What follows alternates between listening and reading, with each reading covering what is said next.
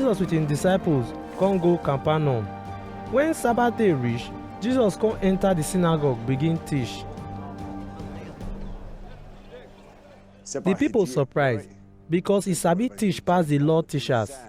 For inside the synagogue, one man when evil spirit dey inside him body come shout. They say, "Make you leave us, oh! Jesus wey come from Nazareth. Abi you don come destroy us? I know who you be. You be God pikin wey dey holy." But Jesus command them. "Shut up and come out from the man." After the evil spirit don shake the man well well, he shout come out from the man body. Everybody surprised, dey ask each other, "Which one be this? This new teaching strong oh! Even wicked spirit dey obey in command." So the story about wetin Jesus dey do come spread quick for everywhere for Galilee. As Jesus, James and John comot from the synagogue, they come enter Simon and Andrew house.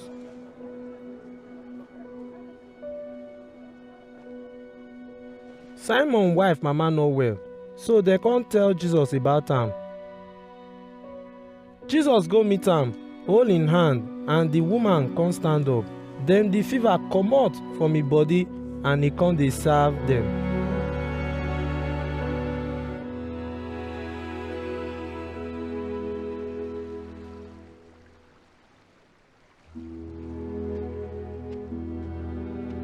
When sun don dey go down for evening, they come bring all the people wey no well and when get demon come meet Jesus.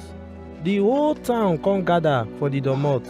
So Jesus heal many people wey no well with different disease, and he drive many demons comot from people body, but he no let the demons stop because dem know who he be.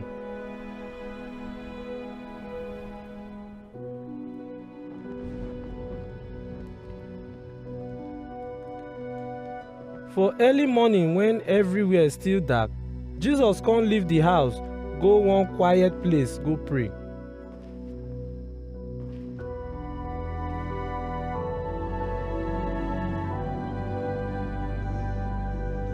Simon and the people wey dey with am come dey find am.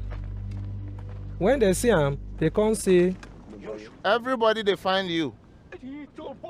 Jesus tell them, Make we go another village so that I go preach for there too. Because na wetin I can't do be that. so he can't go everywhere for Galilee dey preach for their synagogue, and dey drive demon comot for people body.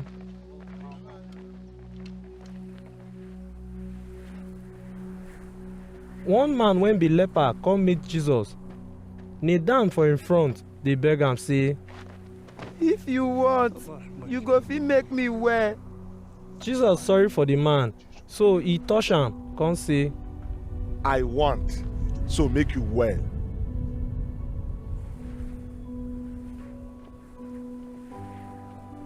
at once the leprosy comot from the man body and he come dey okay. So Jesus warn the man well as e dey go say, Make you no tell anybody about wetin happen so. But go show yourself to the priest. And make everybody for know say you don clean. Make you take the offering wey Moses command follow body. but as the man dey go, he come begin shout for everywhere dey spread the story, sotey Jesus no fit enter any town again.